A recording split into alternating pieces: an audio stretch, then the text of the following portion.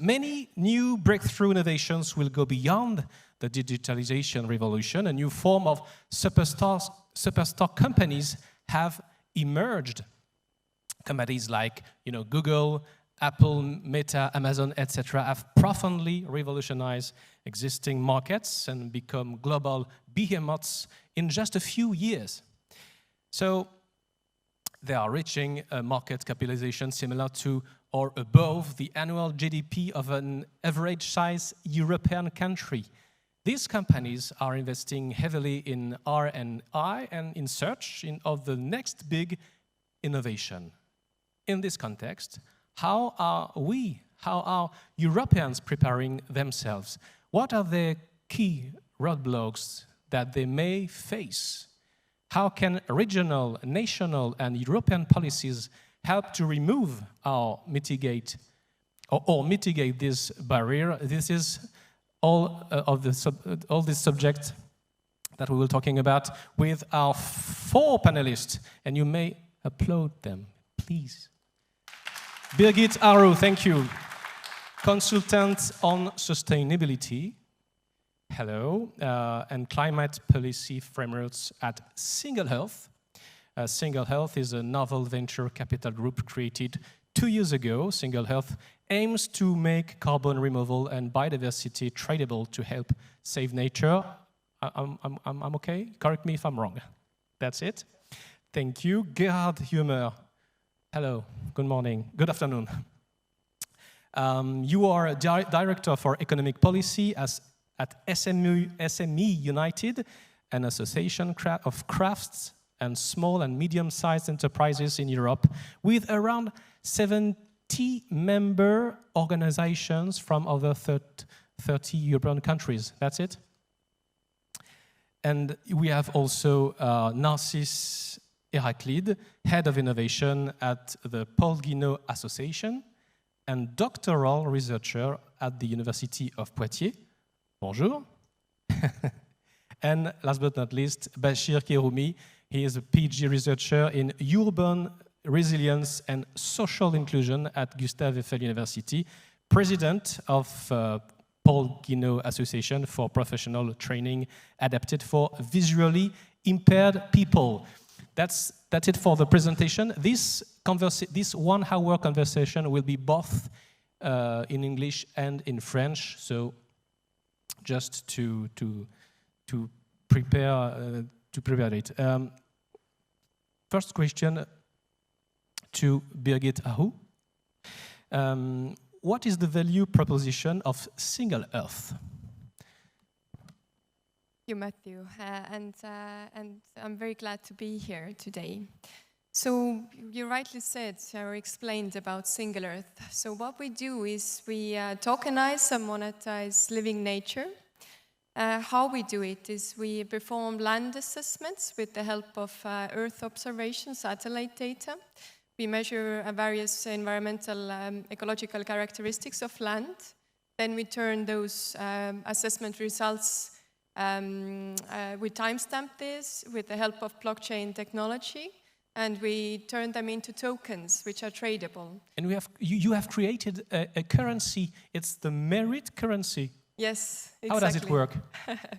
So the goal of the merit currency is to become world's first nature-backed digital currency that can be used for everyday payments. And actually our ultimate vision is that one day when merit token would be widely used as currency, it would be capped by how much economic activity nature can sustain. So we would link economic growth to the amount of living nature on our planet, not the destruction of it as it is currently. Do you consider yourself as Sorry? do your society, do Single Earth consider itself as a breakthrough innovation startup? That's a good question, and I think the definition of a breakthrough innovation is quite vague. What I can say is that definitely our mission calls for a system-wide change and a paradigm shift, and we are building a tool that enables it. And I also sometimes remind about our seed round investors, EQT Ventures, keep reminding us that they didn't invest in Single Earth, so we would innovate carbon markets a bit, tiny bit. But they actually, why they invested us is because we have the potential to create really big change, and they were looking for that specifically. Let's continue the presentation of each of the panelists of this roundtable with Gerhard Guemer. Can you please give some complement of information about your association? What are you working on, and how do you address the question of innovation? How do you discuss of it? Okay, thank you very much for the invitation and the opportunity to speak on behalf of SMEs as innovator at this panel. SME United is the European association representing the interests of craft and SMEs at European level. That means our members are national craft and SME associations. What we are doing is, on the one side, informing our members what's going on at European level. But more important, we have the, the task from our members to approach the European Commission, the other European institutions, other stakeholders at European level, to explain them what are the needs of SMEs, what are the interests of SMEs, with which policy proposal SME has problems, etc., etc. So classical advocacy work. And on the area of innovation, there are different angles we are approaching them. The one is, of course, support programs for innovative companies, which is Horizon Europe, which is discussed in the morning, part of the regional development funds, but also innovative finance, European InvestEU program. This is something where the EU tries to support innovative companies. The other thing is, what is the driver for innovation? It's industrial policy, the climate policy, digitalization. All these efforts were putting pressure on the economy or on businesses to become more innovative, and also then looking into barriers to roll out innovative projects, be it language barriers, be it regulatory barriers, be it access to finance, be it access to knowledge, access to skilled staff, etc., etc. These are the different areas where we are looking into innovation systems. But from a very small enterprise to a medium-sized, do you have found a way to speak about these questions and to share the same language, the same vocabulary, or is it a question? In reality, first step is... I mean innovation from a small enterprise point of view, maybe not the same. That first thing is, SMEs are the main driver of innovation in the business world. Most of the SMEs are only running, so let's say, incremental innovation, so step by step, together with the clients, together with the suppliers, etc., etc., to improve products and services. When it comes to innovation systems, of course, what Europe can do is to offer something, but it has to be broken down to the different national or even regional levels, because there is no one size-fit-all solution for Bavaria, for Estonia, for Moravia, and for Finland. So it has to be done in a different way, and they have different challenges, but Europe can provide support to tackle these different challenges. Thank you. We will talk now about another association. I have presented it yet. It's the Paul Guinot Association. And please, Narcis Héraclide, can you please present this association? Hello, everyone. So thank you for being here. So the Paul Guinot Association is a non-profit organization that is aiming at including visually impaired people in the marketplace. So we are working toward inclusion, full inclusion, and we are providing actually professional trainings for visually impaired people. But it's what we do on a daily basis, but we are trying to have a more innovative section in our activities, because we want to change the way we frame disability in society, like in France for now. So It's an old association? sorry. It's an old association? Yeah, it has been created, I think, in 1920. It has 100 years old. Okay. It's quite old, and the goal has always been to include visually impaired people in society, because we firmly believe that people with different capacities are completely able to work, even that conditions are met, so that work environment matches what the person can do. So the person cannot see or cannot completely see, but the person can access information through others' tools, such as vocal synthesis, for instance, or braille tool, and the person can also produce. That's what we're trying to change, the mindset of the people in general. Yes, and it is, in fact, innovation. Yeah. That's a source of innovation. We will talk about this later. You are a PhD student. Yeah. Can you briefly sum up, I know it's a tough question, your thesis on what you're working on, and how you see innovation? So I'm working on the concept of reasonable accommodation, which is basically how do you adapt an environment so it's meeting the person's capacities in the workplace specifically. So I'm trying to see if when a company has a visually impaired employee, and this company needs to put in place some adjustments, some accommodations to make the work environment fit to this person, can this transform the companies to its core? Like, is it actually disrupting how the company is organizing itself? Can the company learn from what it's doing for one person and share it to the entire organization? Or is it just a closeted side of the company, and we're more trying just to make the person more or less able to work, but not trying to change how we work as an organization, as a work environment? Thank you. Let's talk about a connected subject, which is universal design. We have Bachir Kerroumi with us. Thank you very, very much for being with us. I will ask my question both in English and in French. How solutions to help disabled people finding a place in society, what's called social inclusion, could be a way to bring disruptive innovations in society? Comment est-ce que le fait d'accompagner des personnes en situation de handicap pour leur permettre de trouver toute leur place dans les structures sociales, pour le dire vite, peut être un levier d'action pour développer, créer de l'innovation, changer la société, pour le dire vite? Vous avez 3 heures. J'avais demandé 5. Non, bonjour à tous. Suffiront. Heureux d'être parmi vous. Alors, pour répondre à votre question, en fait, si on analyse tous les pays dits avancés où les personnes en situation de handicap ont trouvé leur place, c'est des pays qui ont installé l'innovation à tous les niveaux.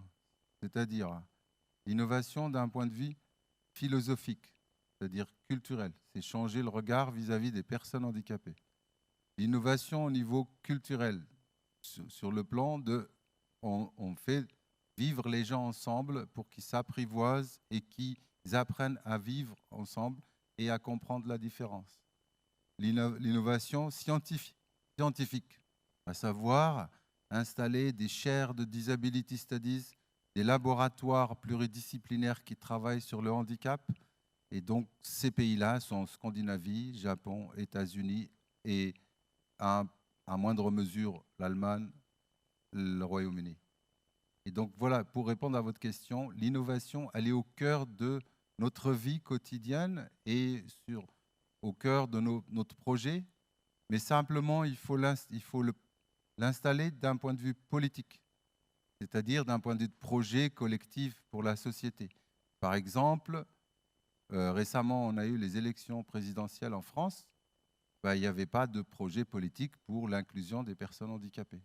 Mais ce n'est pas qu'en France. Il y a plusieurs pays en Europe où il y a beaucoup de retard. Et la question de l'inclusion des personnes en situation la question de l'inclusion des personnes en situation de handicap n'est pas qu'une question qui règle leur situation à eux, c'est une question qui concerne la société dans son ensemble. C'est en cela, pour vous, que c'est un moyen d'action, de changement concret, de changement globaux? Oui, alors je vais encore être plus précis. Très souvent, on fait croire aux gens que l'inclusion des personnes handicapées relève à des solutions techniques. C'est totalement faux.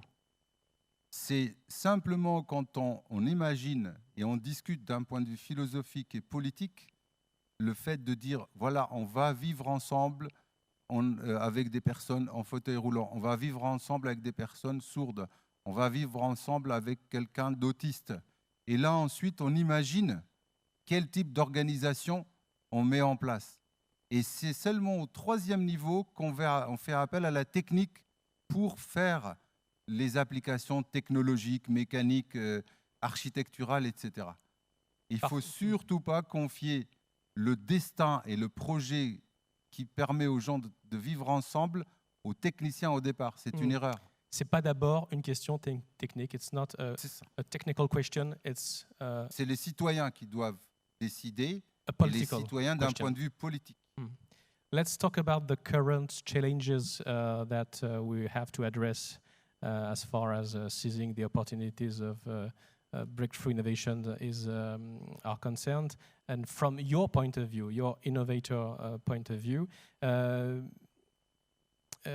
Mrs. Aru, do European innovators like Single Earth have difficulties to find the huge fundings that they need? Is it something complex? So about from your experience, of course. Yeah, so with our experience with funding, it's the first very critical funding came from local incubators and programs like EIT Climate Kick. That was actually crucial for us to turn the idea into a concrete business plan. And after that, we raised pre-seed and seed round funding thanks to private equity funds, Nordic ones that are also culturally close to us. Last year, the seed round funding was $7.9 million into what we do. And generally, overall, finding funding is always complex. But in our case, it wasn't too complex either, in a way that we definitely felt interest of the funds to invest in novel solutions that bring environmental impact. And the multiplicity of types of fundings in Europe, is it an asset or a source of problem? That's a good question. I think it's, I would say it's rather an asset, or it's positive that you have different sources. We have not tapped very much into the public funding. We have private funding, but for the new round, I think we're looking around more widely as well. Would you say that money is the first question that we have to address when we create innovation, or is it not the principal question that we have to solve when we are in a breakthrough innovation perspective? Or is it a question of staff, or of a mutual understanding? I mean, the capacity to be clear when you present the project to partners. What is the main point? I think I would say money is definitely an enabler, but you first of all need to have a very good idea and a very good solution, whether it's a technical innovation or societal innovation, that you can scale, and you have to scale smartly. So it's not only enough to have a good idea, you need to have a capacity to also bring this to life, and there is where the money is definitely an enabler. Just a question, it's not a prepared question, but this morning we discussed about EU missions. Do you have a point of view on these new tools created by the European Commission on, 5 big domains? What's your innovator point of view on this tool? I must say I'm not that familiar with the missions, because I don't think we we actually fall into under those categories open right now. I know the climate one is focused much on cities, for example. But overall, what I know is that it's they also include like people who have practical experience, and they have expert groups, and they really try to take from practical experience and try to make it more close to innovators, those programs and the rules there. Gerhard, you are creating in Europe something like a new Silicon Valley. It has we've discussed this with the first panel, and I would like to hear you about this. This approach, is it a bad approach, or is it a good goal? We have to create many Silicon Valleys through Europe. I think if it's a policy approach, I think it will lead us nowhere. I don't know any Silicon Valley which was created by politicians, and I have not seen any business cluster which have been created by politicians. It comes from the bottom. You have to make sure that you have a right innovative environment, the innovation systems are proper, and then out of them breakthrough innovation may appear or may happen. If you don't have the basic structures of an innovative society, then it will not work. So just to say we now do breakthrough innovation and somewhere doesn't work. It's a little bit like in the football. If you have no proper regional leagues and no proper national leagues, you will not succeed in the Champions League. So if it's not something that have to come from the top, you say it's the most important thing is organize at the bottom level things so that it arises. But our experience with the European program, which aims to finance breakthrough innovation, it was with Horizon 2020, now it's Horizon Europe, is that projects coming from countries and from regions where they have an innovation system in place with innovation incubators, advisory services, support for clusters, etc., that these projects have a much higher success rate than projects coming from regions where this doesn't function at national or regional level, and they only come to the European level with projects because they have nothing at home to do the basic work in the innovation Your sphere. opinion about EU mission? EU mission, I think if the European policy want to say we have to change our society towards the Green Deal, the digitalization, etc., I think the missions as a policy concept to say let's focus our research spending and the money which is spent for the first step of an innovation process should be focused on the priorities, political priorities of the society. Makes a lot of sense, and this is absolutely supported by us. And it has the huge advantage that it breaks up the silos. In the past, there was a silo for the photovoltaic, there was a silo for medical science, etc., and now with these missions, you have a much broader approach, and you can do more interdisciplinary research and also create more interdisciplinary innovation projects. Okay, feel free, dear panelists, to react to the intervention of each one of you. Let's go back to this question of cultural aspect of innovation. Mr. Kerroumi just said that innovation is not a technical question first, rather a cultural question. Would you say that, Narcis Héraclide? And if it's a cultural question, what the studies on disability can learn, what can we learn from these studies to imagine more concrete actions to promote innovations in society?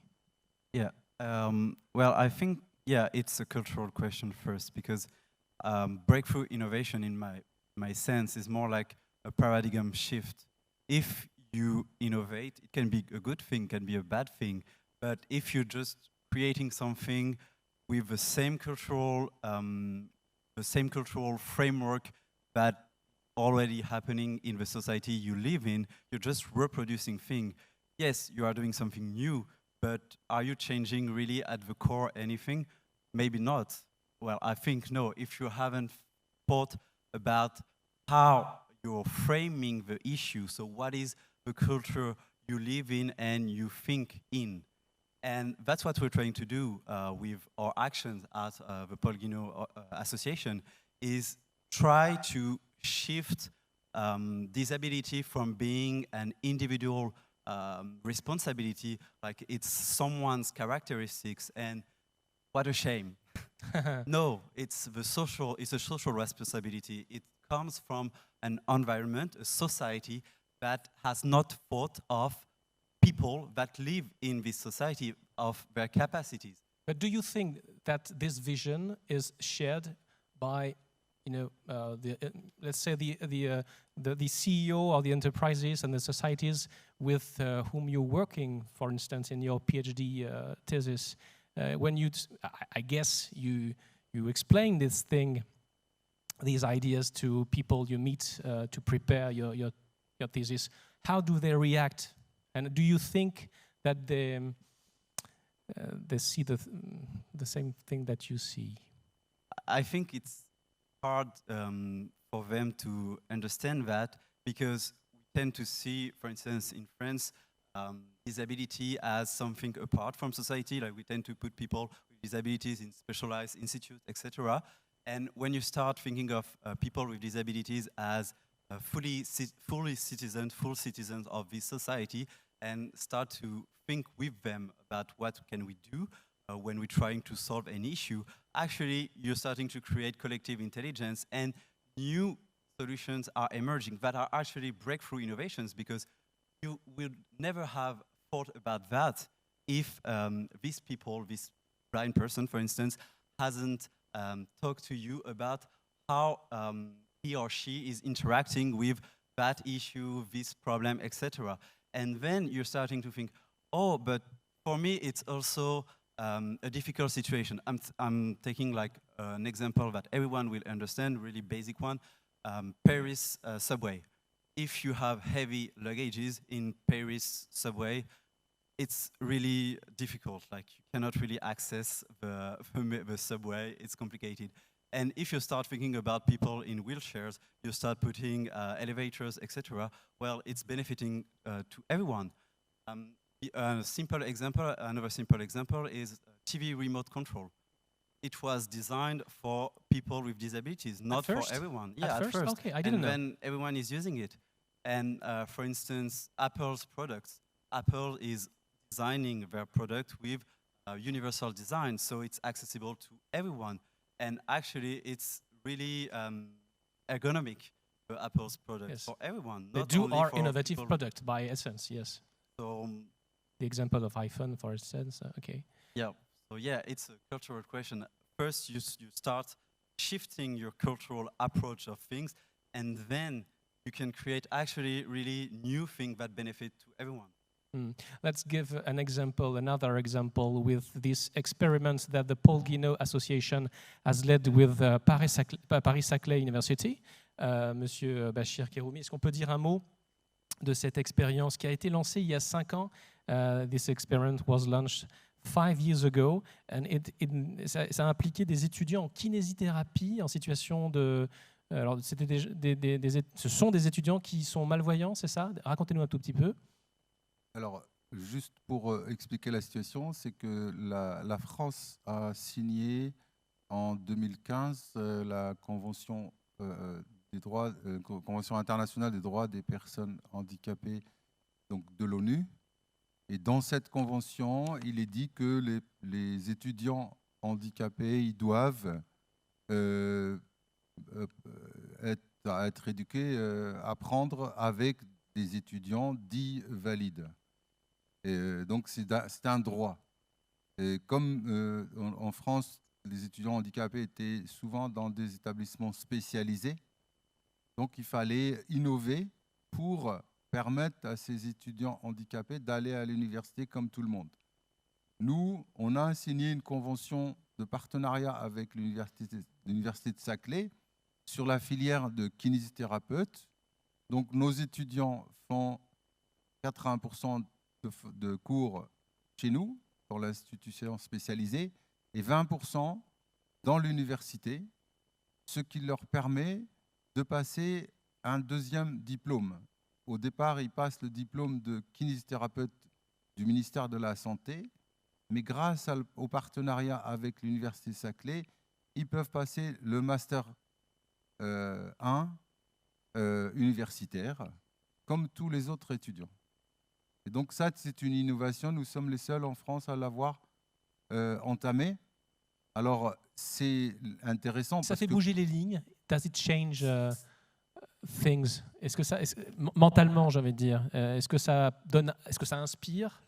Est-ce que d'autres structures voudraient faire la même chose? Est-ce que Alors, ça inspire, mais ça fait peur. Ça inspire parce que, de toute façon, dans 10, 20 ans ou 30 ans, il faut que les étudiants handicapés se forment à l'université. Et donc, ça veut dire la disparition des entreprises, des associations spécialisées. C'est à espérer. Et oui, donc ça fait peur. Donc, il y a des associations, elles ne veulent pas de ce changement parce qu'elles risquent de disparaître. Or, s'il y a une politique nationale, voire européenne, d'innovation qui permet à ces associations, ces structures, de devenir des structures accompagnatrices, elles ne disparaîtront pas.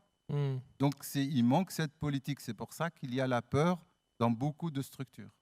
D'accord. Et pour l'instant, cette politique-là, vous ne la trouvez pas à l'échelle ni nationale, ni européenne? Elle est promue. Elle est promue par l'Europe, parce que la Commission européenne a émis plusieurs directives dans ce sens-là, mais elle n'est pas appliquée par tous les pays.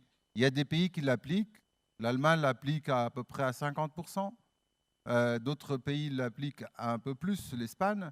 Chez nous, en France, on l'applique à 10%.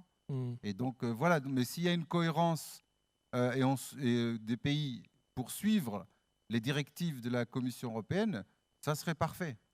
Peut-être que ça arrivera un jour. Juste pour en revenir à cette expérience du point de vue de l'innovateur, de l'innovation, qu'est-ce que ça montre finalement, cette expérience de 5 ans pour l'innovation, pour la conception de ce que c'est que de l'innovation de rupture, qu'est-ce que ça enseigne? Qu'est-ce que ça nous apprend? Qu'est-ce que ça nous permet d'imaginer? Au-delà même des personnes en situation de handicap, de ce sujet spécifique, évidemment. Alors, ça nous apprend plusieurs choses. Ça nous apprend, par exemple, qu'on évolue beaucoup dans la pédagogie, parce que comme on doit préparer des cours, des supports de cours pour les enseignants de l'université, donc on fait évoluer en même temps les cours de l'université, puisqu'on fait prendre conscience aux profs de l'université qu'ils ont une diversité d'étudiants dans leur classe, dans leurs amphis, et il faut qu'ils élargissent leur pédagogie. Ça, c'est un premier enseignement. Deuxième enseignement, c'est les étudiants en situation de handicap qui prennent plus de maturité et plus d'autonomie. Et ils apprennent à vivre avec tout le monde, ce qui les prépare à une vraie inclusion quand ils sortent avec leur diplôme et qu'ils doivent trouver un travail et vivre avec les autres. Ils sont préparés. Ils n'ont pas été dans une institution cloisonnée. Et donc, et puis, ça nous apprend, le troisième enseignement, c'est le partenariat, la richesse qu'on peut avoir avec les enseignants de l'université, avec les pédagogues, avec les bibliothécaires. Tout le monde y gagne. Et tout le monde y gagne. Et tout le monde est heureux de faire ça. Un bel exemple de collaboration et d'innovation qui vient de l'échange et de la mise en horizontalité, j'allais dire, des acteurs. Vous pardonnerez ce néologisme. Let's talk about the best way to enable conditions for breakthrough innovations. I have some questions that are roughly the same that I'll ask this morning, because I want your point of view about this question. Mrs. Aru, for a startup like Single Earth, how do you consider regulation? Let's talk about regulation. Is it for you and for startuppers and breakthrough innovators a limitation, even a threat to business, or is it a necessity, a tool, something on which you can work and build something? How do you? Thank you for this very important question, and I'll take my time here, if you allow me. I think a regulation and policy can definitely be an enabler, but it can also set limitations to innovation, that's clear. It has to be done in a smart way by the regulators. As Single Earth, we are exposed on one hand to the environmental and climate regulation and policies, and there we're very much driven about ambitious targets like climate neutrality 2050, also hoping for higher standards for biodiversity, also companies reporting. So we very much drive on that. The Commission will propose rules for carbon removal certification this year, and we are also contributing to this process. And there what we see, we have very practical asks. For example, we are very much harnessing Earth observation, satellite data to improve land assessments accuracy, and we very much hope and this regulation will be open to such innovative methods and solutions and data use. And more practically also, we hope this regulation will enable and encourage the integration of digital tools, such as blockchain technology, which has a lot of potential. And we would use that, for example, to timestamp the land assessments. And that can bring a lot of transparency to carbon market transactions, for example. Then on the other hand, we are also exposed to crypto asset kind of non-existing regulation. This is a bit of a wild west at the moment. There are no harmonized rules within EU, but neither globally. But there is a regulation, what's called MiCA regulation, markets in crypto assets, that's currently being negotiated. And we see two things. We very much, because currently when there's lack of regulation in that field, that creates uncertainty for us. And also ultimately costs in entering new markets. Very practical example, we have a crypto asset service provider license in Estonia, but with that license, and we worked hard to get that, it's not easy job. The rules in Estonia are very tough, but with that license, when we want to go to France, for example, and market to French people in French language, we were not able to do that. We have to apply with the local regulations, which vary in every country. So what we're hoping for this European regulation is to have some more harmonized rules that would kind of facilitate our operations. But also, I think what's important, we see immense potential in the blockchain technology, but it's true that in the crypto world, there have been some misuses. And we see that perhaps this kind of European-wide regulation can bring trust into that field. That would also benefit us very much, because we are entering this place, and I think we're one of the kind of the positive examples, how you can use blockchain technology in a way that it creates environmental impact. As far as this, just a question for you in a few seconds, but as far as disability is concerned, do you think we lack of regulation, or we have too much regulation and law, but they are not well done, coordinate? Your opinion, both of you, Monsieur Kerroumi et Monsieur Héraclide. Too much or not enough? Est-ce qu'il y a trop de... est-ce qu'il y a une insuffisance? Tout à l'heure, vous parliez de choix politiques, de perspectives politiques sur les sujets du handicap. Qu'en est-il des aspects de réglementation? Est-ce qu'il y a ce qu'il faut? Est-ce que l'arsenal est cohérent? Est-ce qu'il est insuffisant? Est-ce qu'au contraire, Je suis désolé, mais comme l'acoustique est très mauvaise, vous n'avez pas entendu ma question. En fait, je ne comprends pas complètement. Il y a un mot sur deux.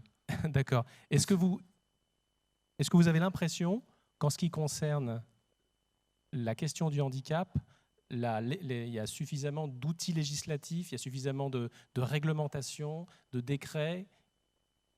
Et si oui, est-ce que c'est suffisamment bien coordonné? Ou est-ce qu'il y a des choses sur lesquelles, par exemple, on n'a pas encore légiféré, où il n'y a pas encore de décret? C'est des gros trous dans la raquette qui empêchent d'avancer dans l'innovation sur les sujets du handicap.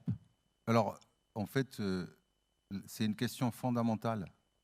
En fait, on a plein de lois en France, on a des directives pour l'Europe, on a des budgets et des programmes pour financer, mais on n'a pas de politique. Et on n'a pas de programme politique, c'est-à-dire l'ambition de citoyens, un programme élaboré avec un point de vue, avec une philosophie. On appelle ça un dessin. Là, on ne l'a pas. Comme on n'a pas ça, ben, tout l'argent qu'on met, en fait, c'est juste tiroir-caisse. Par exemple, je vous donne tous les programmes depuis 30 ans financés par la Commission européenne. C'est un tiroir-caisse qui fait du saupoudrage sur des projets plus ou moins réels, plus ou moins opérationnels. Et si on fait le bilan depuis 30 ans, en fait, ça n'a servi à rien. Ça a juste permis à des structures de survivre parce qu'elles ont moins de financement local, etc. Donc nous n'avons pas de perspective politique, de programme politique, d'ambition politique et qui permet d'avoir une cohérence et puis travailler en transversalité. Parce que le handicap, c'est une thématique qui touche l'économie, la sociologie, l'urbanisme, la technologie, le numérique, c'est pluridisciplinaire etc. par essence. Mais il faut travailler en convergence. Un peu comme l'écologie. Exactement. Ça veut dire qu'il faudrait traiter le handicap comme on devrait traiter l'écologie, de manière latérale, horizontale, sans mettre ça dans un coin, comme si c'était un sujet parmi d'autres. C'est ça. Par exemple, il faut faire comme on a fait en écologie en France, réunir des citoyens, les faire débattre et sortir de là avec un projet politique. Merci. We've seen it, a question of policy, of currents. Is it a question, innovation? Is it also a question of mindset? We've talked about it this morning. Mr. Huemer, do we lack a risk-taking mindset in Europe? If you compare the situation in Europe with the US, for example, the answer to your question is clearly a yes. Yeah? There may be different historical reasons, the development of thousands of years of history behind them, but what is the fact is that on average, and compared to the US, yeah, people in Europe are more expecting solutions from the state. They're expecting to be protected against everything by the state. This also has a dimension in the finance sector. SMEs or businesses in Europe are much more financed by loans, which by nature are much less able to take risks than equity finance. But debt financing is supported by the public sector, by guarantees, via tax systems, etc., etc. So here also there is lacking the incentive to take risks, and this goes till research centers and universities. So if you compare, this is now a difference within Europe too, if you compare research centers and universities which are fully publicly financed, they are much less let's say, spin-offs and startups coming out of such universities compared to those who are more cooperating with the business sector, who are also private financed, where not only public money is used to employ researchers, but also to create profit to the society, etc. So here, there is a lack of a risk-taking mindset in Europe, which of course is one of the reasons why we may lay behind in the innovation process. The other one is, I think, still the regulatory environment. What can we do to change that? Good. This is a large question. If you have if you can do what you want. So, the problem is if politicians trying to change this mindset, they may not be able to win the next election. Okay. I would like to, maybe you have, Mrs. Aru, maybe you have, I saw you take some note. It was maybe in reaction of what we've just discussed about mindset. A reaction maybe of on this? To say that I very much align with what you were saying, and I know that. I think especially when you mentioned equity funding, you're more prone for risks, or you're more free to take risks than I think That's definitely true. This is what we see, and this is what we are encouraged to do by our investors, to try something that hasn't been done before, just go crazy. So that's, I think, definitely an advantage for us.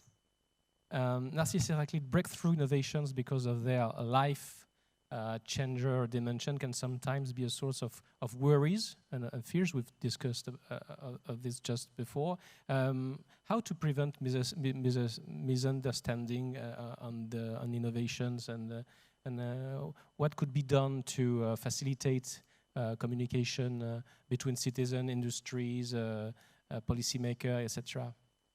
Concretely, I mean. It's a 3 million euros question, but I don't have a blueprint answer. I guess first of all you need to listen to everyone's voice. Like we come back to what we said earlier, that if you don't include all the stakeholders, so literally the people that are going to use your product or are just living in the society you try to improve, you're going to miss things, obviously. You can't, as an individual, know the livelihoods of everyone. It's not possible. So you have to include more diverse people in the process decision making.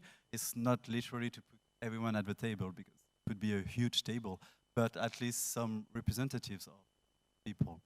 But I would like to come back just to the question about laws and policies and how they can enable or not a breakthrough innovation. I guess breakthrough innovation are fundamentally future-oriented. You have to anticipate, to think about long-term, and the issues right now with laws regarding disabilities is that, and inclusion in general, that they're not thinking about the future at all. They're trying to solve things at the moment, and it cannot really solve anything if in the long run you have not thought about the long run at all.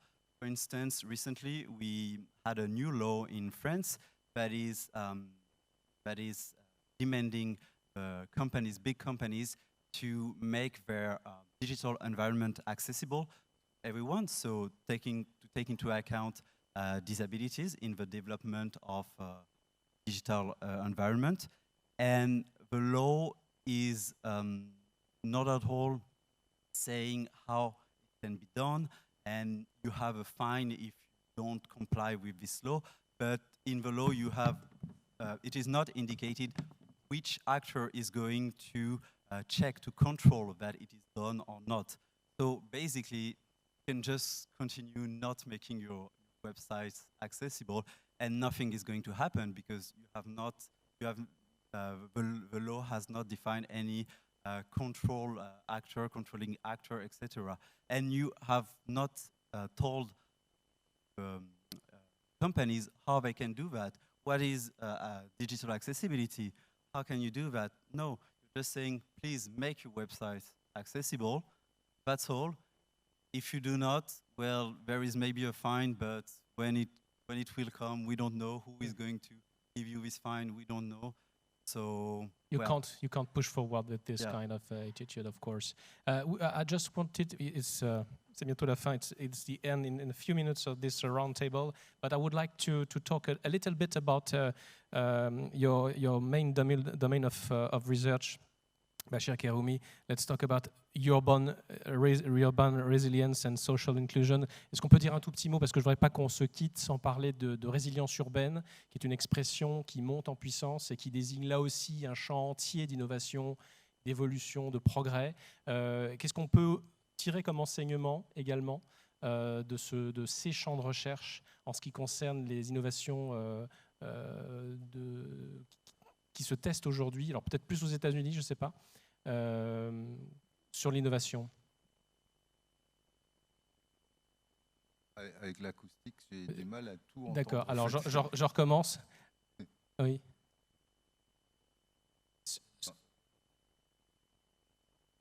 Merci beaucoup pour le relais. Là, franchement, pour les responsables de ce local, il faut travailler sur l'acoustique. Hein. Voilà, on a un sujet de disabilité et d'innovation ici aussi. Ça, en fait. Alors, par exemple, dans ce domaine-là, il y a des enseignements intéressants dans le sens où les chercheurs en résilience urbaine se sont focalisés beaucoup sur les aspects techniques et physiques. Qu'est-ce que c'est la résilience urbaine déjà pour La commencer? résilience urbaine, c'est comment, au départ, c'est comment prévoir une robustesse de tout ce qui est infrastructure afin que cette robustesse protège en cas de catastrophe. Par exemple, quand il y a une catastrophe, inondation ou autre, que l'infrastructure urbaine résiste le mieux possible. Et en quoi la résilience urbaine est-elle productrice d'innovation en tant que thématique de recherche? Elle est productrice d'innovation si on intègre l'aspect social, à savoir comment sauver les gens dans la ville. Au lieu de sauver les immeubles, c'est sauver les gens en cas de catastrophe. C'est là l'innovation. Donc, parce qu'au départ, c'était une histoire de physique, alors que ce n'est pas une matière physique, c'est une matière sociale. Quand on fait de la résilience urbaine, on met en place des processus pour dire, voilà, s'il nous arrive une inondation telle que Katarina en Nouvelle-Orléans, comment on anticipe pour mettre des dispositifs qui vont permettre de sauver le maximum de personnes. C'est ça en fait. Et c'est là l'innovation. Alors dedans, on met le social qui va lui produire de l'innovation technologique, mécanique, et ensuite, avec une stratégie économique, on va permettre de planifier, de mettre en place des services. Si vous prenez l'exemple sur lequel nous avons travaillé, nous, on a publié un article, c'est la ville de San Francisco. La ville de San Francisco a une stratégie de résilience urbaine qui anticipe sur 5, 10, 15 ans, parce que, comme il arrive des incendies, des inondations, toutes sortes de catastrophes, eh ben, ils mettent en place une stratégie élaborée, c'est-à-dire des réponses aussi bien pour des personnes âgées, pour les femmes, les hommes, les enfants, parce que les réponses ne sont pas les mêmes. Par exemple, quand on a fait le bilan de Katrina en Nouvelle-Orléans, ben, les victimes, la majorité des victimes, c'était des personnes âgées ou des personnes handicapées, c'est-à-dire des personnes à mobilité réduite et qui avaient des difficultés pour se sauver dans la catastrophe. Mais comme on n'avait rien prévu pour elles, voilà. Et donc l'innovation, elle est très riche si on introduit le social. Bachir Kerroumi, toute innovation disruptive est-elle fondamentalement, est-elle par essence pluridisciplinaire? Elle est, pour moi, en fait, d'après mon expérience, toute innovation doit être pluridisciplinaire et puis doit être convergente. C'est-à-dire que pluridisciplinaire, même si mon projet fondamental, il est mathématique, mais je fais appel à mes collègues psychologues, philosophes, économistes, et ils vont enrichir mon projet mathématique. C'est juste un exemple. Mais par contre, si je fais le projet mathématique pour les mathématiques, ça n'a pas de sens. C'est le cas, par exemple, des projets en informatique. Les projets en informatique, pendant longtemps, maintenant on a corrigé, pendant longtemps, on faisait l'informatique pour l'informatique. Mais elle sert à quoi? À rien. Et elle n'est pas riche. Ça devient pauvre. Alors que si on introduit l'informatique pour les enfants, pour le besoin des enfants, l'informatique pour les entreprises, l'informatique pour les chercheurs, là, on va développer une informatique pluridisciplinaire. Féconde. It's the end of this roundtable, this one-hour conversation in a few minutes. I would like to conclude in the same way that I've done this morning for the first roundtable.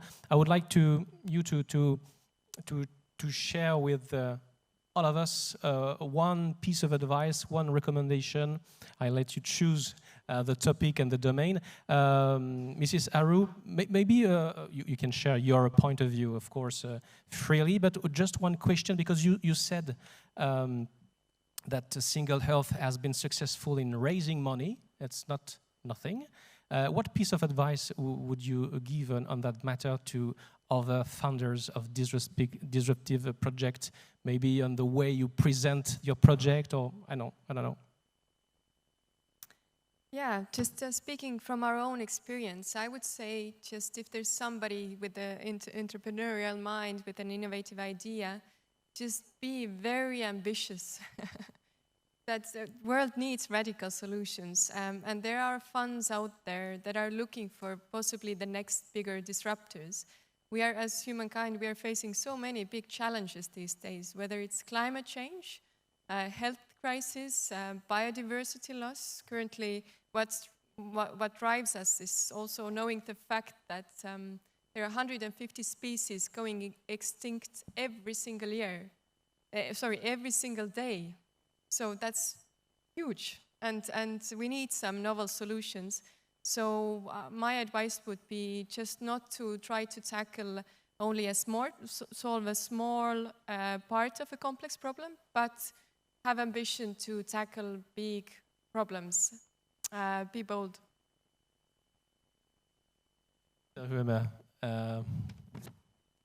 What's the message that you would like to share to push? From a European point of view, I would rather say, and also to bring in a little bit the regional dimension and the differences between member states and regions in Europe. The European Commission made a very important step when they introduced the smart specialization strategy, which forced regions the first time to develop innovation strategies. Now with the Recovery and Resilience Facility, the Commission or the European institutions forced member states to come forward with reform programs.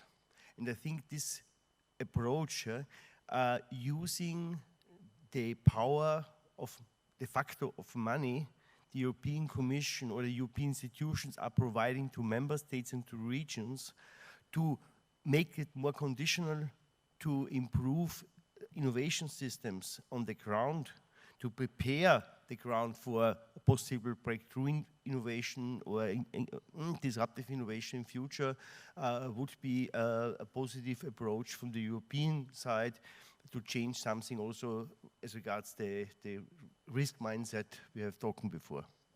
Thank you very much. To conclude, Mr. Héraclide, Mr. Kerroumi, an idea in French or in English, or in German if you want. Well, I think